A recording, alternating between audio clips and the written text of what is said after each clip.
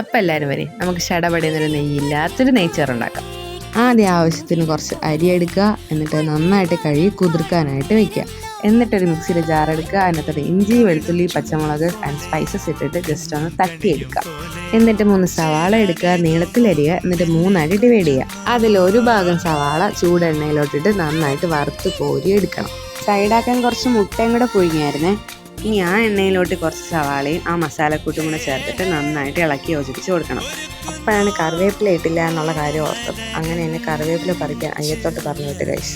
ആ നിൽക്കുന്നവളാണ് ഗൈസ് എന്നെ കറിവേപ്പില പറിക്കാനായിട്ട് പറഞ്ഞു വിട്ടത്. എന്നിട്ട് ഞാൻ കൊണ്ടുവന്ന കറിവേപ്പില ഇട്ട് നന്നായിട്ട് ഇളക്കി അതിൻ്റെ അകത്തോട്ട് ആവശ്യത്തിനായിട്ടുള്ള വെള്ളവും കൂടെ ഒഴിച്ച് കൊടുത്ത് കുറച്ച് ബേ ലീഫും കൂടെ ഇട്ടിട്ട് കുറച്ച് നാരങ്ങയും കൂടെ പിഴിഞ്ഞ് വെച്ചിട്ടുണ്ട്. പിന്നെ അതിലോട്ട് ആവശ്യമായിട്ടുള്ള ഗരം മസാല, മഞ്ഞൾപ്പൊടി, ഉപ്പൊക്കെ ഇട്ടിട്ട് നന്നായിട്ട് ഇളക്കി കൊടുക്കുക. പിന്നെ നമ്മൾ കഴുകി കുതിർക്കാൻ മാറ്റി വെച്ചിരുന്ന അരി ഇട്ട് കൊടുത്തിട്ട് നന്നായിട്ട് ഇളക്കി കൊടുക്കുക.